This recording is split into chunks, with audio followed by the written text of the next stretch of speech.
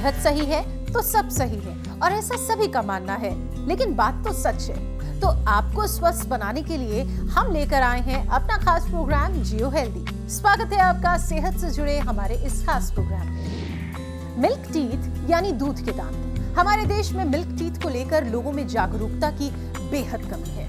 बच्चा 4 महीने का होता नहीं और माँ बच्चों के मिल्क टीथ का बेसब्री से इंतजार करने लगती है। आखिर कब निकलते हैं दूध के दांत और कैसे रखें इनका ख्याल, इससे जुड़ी हर जानकारी आपको देने जा रही हैं डेंटल सर्जन डॉक्टर श्रुति मलिक। दूध के दांत जो होते हैं वो बच्चों के लिए बहुत ही इम्पॉर्टेंट होते हैं, इसलिए क्योंकि वही एक बच्चे में एक उसकी प्रवृत्ति डेवलप करते हैं ताकि वो बोल सके और उसको खाना सिखाते हैं। उसी के बाद जब परमानेंट टीथ जो हमारे होते हैं, जिनको हम कहते हैं कि पक्के दांत हैं, वो जब आते हैं तो वो बेसिकली जो दूध के दांत होते हैं वही गाइड करते हैं कि कैसे हम बच्चे को खाना है, कैसे उसको बोलना है। तो उसके फूड और स्पीच दोनों में बहुत ज़्यादा हेल्प करते हैं।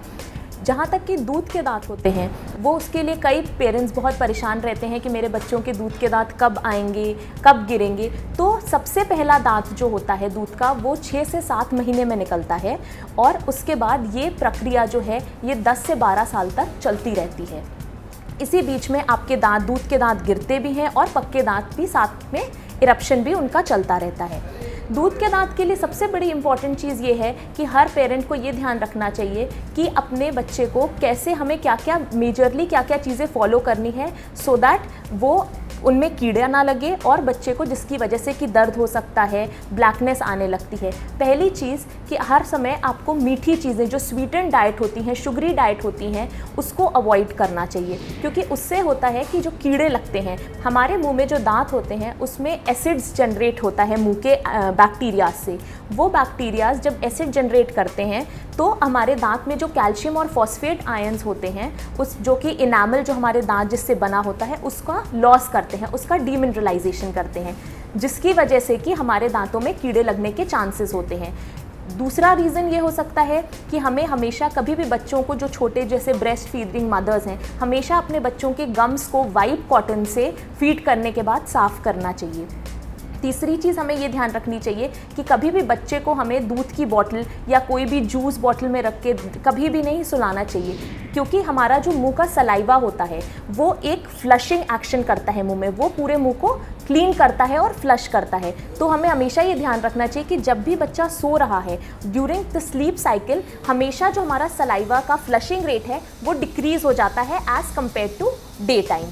सो it is very important that we should never let the child sleep with the bottle in his mouth. Fluoridated toothpaste हम यूज़ कर सकते हैं। उसके अलावा हमें हमेशा ये ध्यान रखना चाहिए कि एक बार हमें अपने डेंटिस्ट को कंसल्ट करना चाहिए, क्योंकि अगर कीड़ा लग रहा है तो हम उस कीड़े को हटा के सीलेंट्स उससे भर सकते हैं सो दैट वो दांत जो है वो कभी भी आगे परेशानी ना दे। तो मिल्क टीथ की ग्रोथ का प्रोसेस तो आपने जान लिया है। चलिए अब देखिए आखिर क्यों जरूरी है दूध के दांतों का ख्याल रखना।